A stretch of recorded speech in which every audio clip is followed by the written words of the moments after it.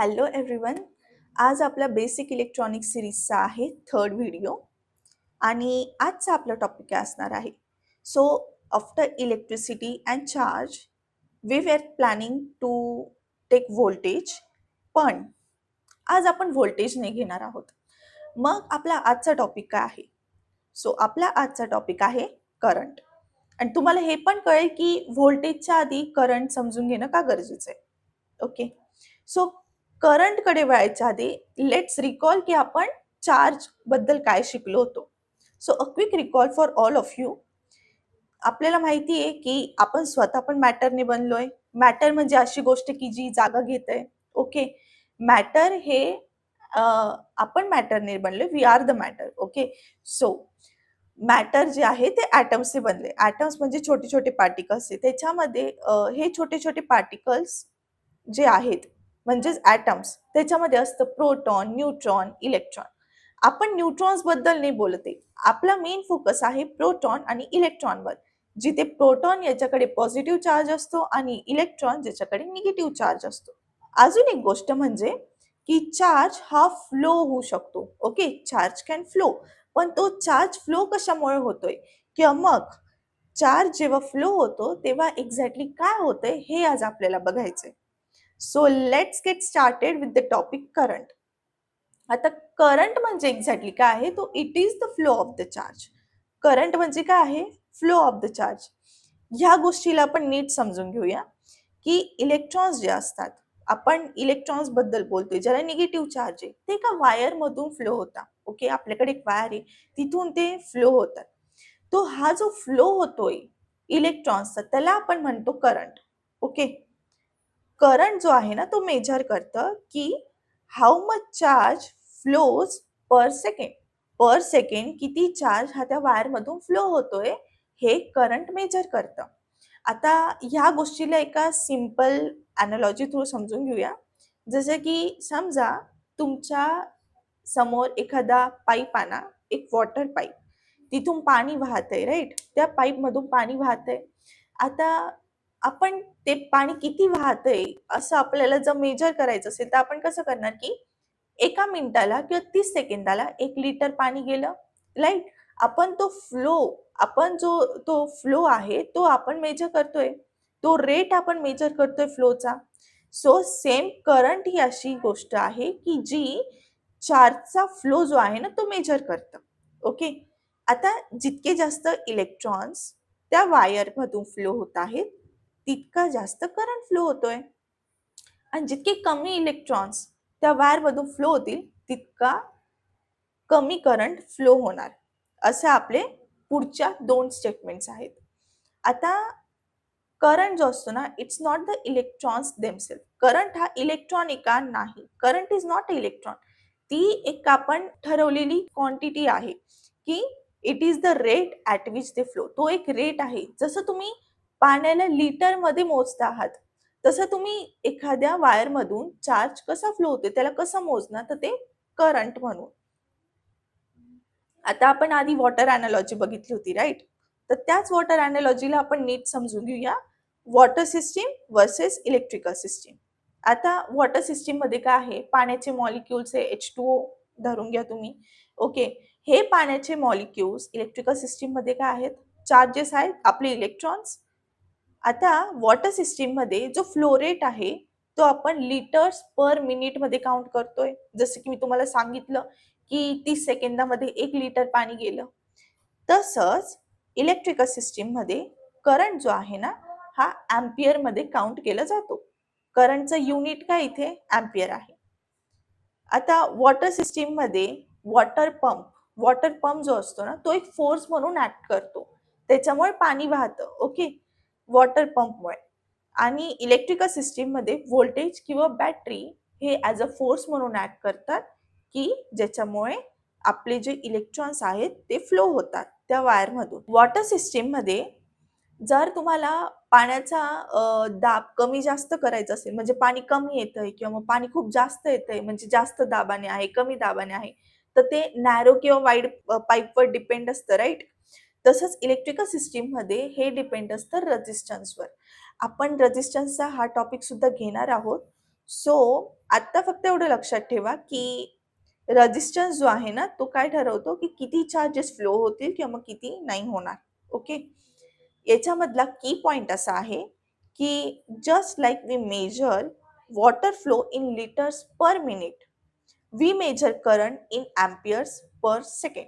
जसं आपण पाण्याच्या फ्लोला लिटर्स पर सेकंड मध्ये मेजर करतोय, तसंच आपण करंटला एम्पियर्स पर सेकंड मध्ये मेजर करतोय. ओके, आता नेक्स्ट आहे युनिट ऑफ करंट. आपण बघितलं की करंटचं युनिट हे एम्पियर आहे, राईट? सो करंट जो आहे ना तो कशात मेजर केला जातो? तो मेजर केला जातोय एम्पियर मध्ये. एम्पियरचा शॉर्ट फॉर्म काय? एम्पियरला तुम्ही कशाने डिनोट करणार? ए ने. ओके, एक एम्पियर म्हणजे काय? एक कोलंब ऑफ चार्ज आहे फ्लोईंग पर सेकंड. एक एम्पियर म्हणजे किती? एक कोलम ऑफ चार्ज. ओके, एक चार्ज म्हणजे तुमचा एक इलेक्ट्रॉन आहे, त्याला एक स्पेसिफिक व्हॅल्यू असते आणि ती व्हॅल्यू जी आहे ना ती आपण कोलमने डिनोट करतो. सो ह्यात जास्त डीप मध्ये जाण्याची गरज नाहीये. जस्ट रिमेंबर की 1 ampere is equal to 1 coulomb of charge flowing per second. आता जो हा एम्पियर हा शब्द आहे तो एक्झॅक्टली कुठून येतोय? तो हा नेम केला गेलाय after a French physicist Andrew मॅरी ampere. This is just for a general knowledge. आता आपण करंट बद्दल खूपदा बोलत असतो आपल्या डेली लाईफमध्ये. मग रिअल लाईफमध्ये किती करंट असतो कोणत्या पण डिव्हाइसमध्ये? तर इथे मी काही डिव्हाइसेस लिस्ट केलेत. जसे की जर छोटा एलईडी असेल तर त्याच्यामध्ये ऑलमोस्ट 20 मिली अँपिअर करंट हा फ्लो होत असतो. ओके, 20 मिली अँपिअर त्याला करंट लागतो. जो तुमचा फोन आहे, तर डिपेंडिंग ऑन एनी मॉडेल की तुमच्या फोनचं मॉडेल काय आहे त्याच्यावर डिपेंड 1 ते 3 अँपिअर करंट हा फोन चार्जिंगसाठी लागतो. ओके, म्हणजे फॉर एक्झाम्पल माझा फोन आहे त्याला लागतो 2 अँपिअर ऑफ करंट. तुमचा फोन असेल त्याला लागत असेल 1 to 3 डिपेंडिंग ऑन मॉडेल. आपला जो आहे करंटचा जो फ्लो आहे किंवा करंट आहे तो व्हॅरी करतो. लॅपटॉपला किती लागतो? तर लॅपटॉपला लागतो 2 to 4 अँपिअर ऑफ करंट. आता समजा तुम्ही चार्जर काढलं तुमच्या फोनचं किंवा मग तुमच्या लॅपटॉपचं, त्याच्यावर तुम्हाला अडॅप्टरवर दिसतं की त्याला किती करंट एक्झॅक्टली पाहिजे. ओके, मग घ्या तुम्ही तुमच्या रूम मधला एसी, तुमच्या रूम मधल्या एसीला लागेल approx 5 to 10 ampere of current. Okay, म्हणजे तितका करंट प्रेझेंट पाहिजे सो दॅट तुमच्या ज्या वस्तू आहेत त्या चालतील. मग येतं एक असा करंट की जो तुमच्या बॉडीसाठी फॅटल आहे, म्हणजे जो तुमच्या बॉडीसाठी हानिकारक आहे. जर करंट 0.1 अँपिअर आहे, 0.1 अँपिअर म्हणजे 100 मिली अँपिअर ऑफ करंट, हा आपल्या बॉडीसाठी रिस्की असतो, फेटल असतो. ओके, अपार्ट फ्रॉम दॅट हे जे करंट लिस्ट आउट केले these are not fatal for our body, human body. आता हे तर आपण बोललो की रिअल लाईफ डिव्हाइसेसमध्ये आपल्या प्रत्येक डिव्हाइसला एक्झॅक्टली किती करंट लागत आहे. बट लेट्स अंडरस्टँड की करंट एक्झॅक्टली कोणत्या डिरेक्शन मध्ये फ्लो होतो. And let me tell you की ही कॉन्सेप्ट आहे ना खूप जास्त इंटरेस्टिंग आहे, कारण की ह्यामध्ये 2 टाईप येत आहेत. तर टाईप 1 आहे तो म्हणजे इलेक्ट्रॉन ऍक्च्युअल करंट कोणत्या डिरेक्शन मध्ये फ्लो होतो. सो ऍक्च्युअल करंट जो असतो ना, जो इलेक्ट्रॉन म्हणतो आपण, तो निगेटिव्ह टू पॉझिटिव्ह फ्लो होत असतो. त्याची डिरेक्शन निगेटिव्ह टू पॉझिटिव्ह असते. बट इथे आता बोललं जाते कन्व्हेन्शनल करंट बद्दल, जी एक टेक्स्टबुक मध्ये जे आपण शिकतो. सो कन्व्हेन्शनल करंट म्हणजे काय असतो की जो पॉझिटिव्ह टू निगेटिव्ह फ्लो होतो. आता ह्या दोघांमधून एक्झॅक्टली फॉलो कोणाला करायचं आणि ह्या 2 गोष्टी व्हॅरी का होत आहेत हे आपल्याला आता कळेल. सो कन्व्हेन्शनल करंट हा इलेक्ट्रॉन्स डिस्कवर व्हायच्या आधी डिफाईन केला गेला होता. ओके, कन्व्हेन्शनल करंट म्हणजे करंट हा पॉझिटिव्ह टू निगेटिव्ह जातो, हे इलेक्ट्रॉन्सच्या आधी डिस्कवर केलं गेलं होतं. सायंटिस्टने असं अज्युम केलं की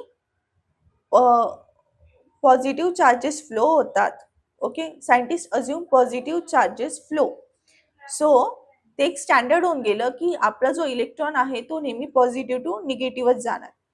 बट इन 1897 ह्या शतकात जे जे थॉम्सन यांनी डिस्कवर केलं की इलेक्ट्रॉन्स जे आहेत ना ते ऍक्च्युली अपोजिट डिरेक्शनमध्ये फ्लो होतात. म्हणजे जेव्हा चार्ज, इलेक्ट्रॉन्स या सगळ्यांची डिस्कव्हरी झाली तेव्हा हे पण कळालं की इलेक्ट्रॉन्स जे असतात ते खरं तर अपोजिट डिरेक्शनमध्ये फ्लो होत असतात. बट बाय देन जे सगळे आपले टेक्स्ट बुक्स आहेत किंवा आपली जी टीचिंग्स आहे, आपले सर्किट्स आहे, या सगळ्यांनी या सगळ्यांनी कन्व्हेन्शनल करंटला अडॅप्ट केलं होतं की करंट जो असतो हा पॉझिटिव्ह टू निगेटिव्ह फ्लो होतो असं. So in this period of time we follow conventional current that is from positive to negative. आता एक्झॅक्टली असं काय आहे की जे करंटला फ्लो व्हायला मदत करतं? ओके, सो करंट स्वतःहून फ्लो होतोय का? नाही. समजा तुमच्या समोर एक दगड ठेवलाय, तर तो स्वतःहून पुढे सरकणार आहे का? Of course not. So there is something that needs to push the electrons.